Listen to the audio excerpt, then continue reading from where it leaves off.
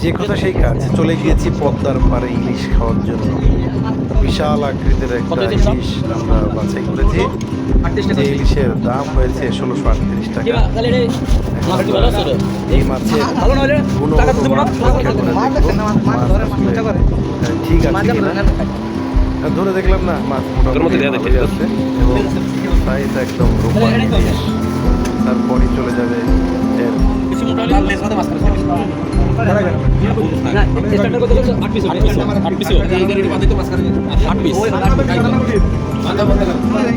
মাথা বাজি দেবো।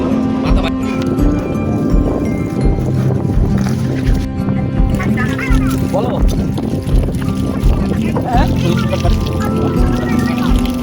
বুঝলেন কোথায় কালকে করবো, আজকে রাতে দিব। হ্যাঁ, শনিবারে জমা দিতে হবে। আচ্ছা, এই এটা দিয়ে ঠিক আছে, করবো না এটা না, ডিম করুন, বেরোবার দরকার নেই।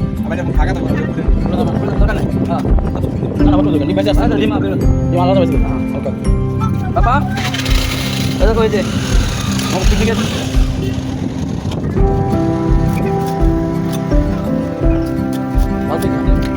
পড়াবার দরকার নেই। পড়াবার দরকার ছয় পিস করলে বলেন। হ্যাঁ বাকি বলছে আরেকটা পড়া না না না না বটা বটা এই এটা কি করে তুমি মারি দেখেছো পুরো আসো আলাদা বেটা শিখা তো দেখো দেখো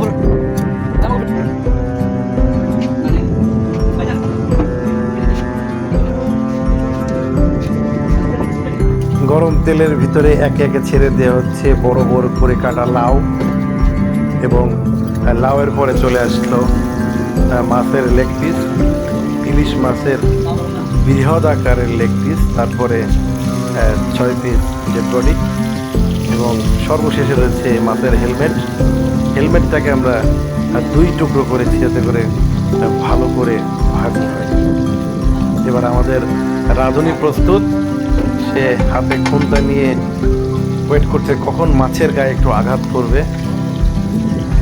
সাথে রয়েছে মাছের পেট থেকে বের হওয়া লাল লাল ডিম, সব ভাজি করা হবে এখন।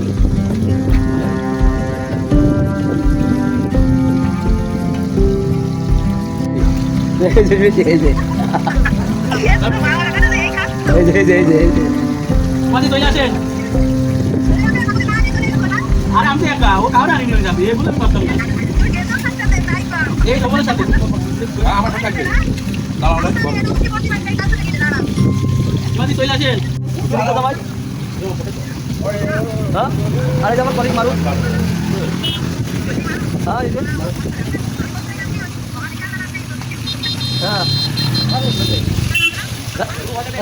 না না ওটা আরিফ ভাই, আর এটা তো মারুবান গেল। হ্যাঁ আচ্ছা হ্যাঁ আধুনি দেখে যে মা যদি ভাঙে তো দেশ কেন শোভন। হ্যাঁ এই দেখে না দি সামনে কি করে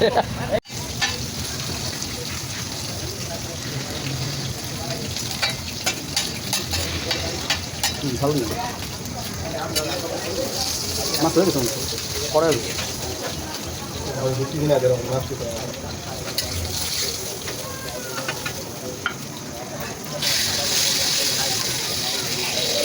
এটা তো আসতে থাকবে না, ডিম হয়ে গেছে না।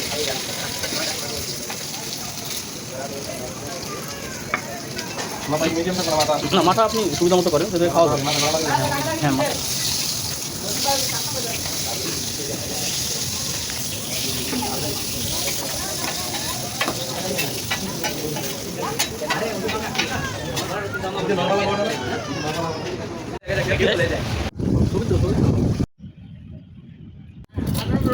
দুইজনে দুইটা কি একটা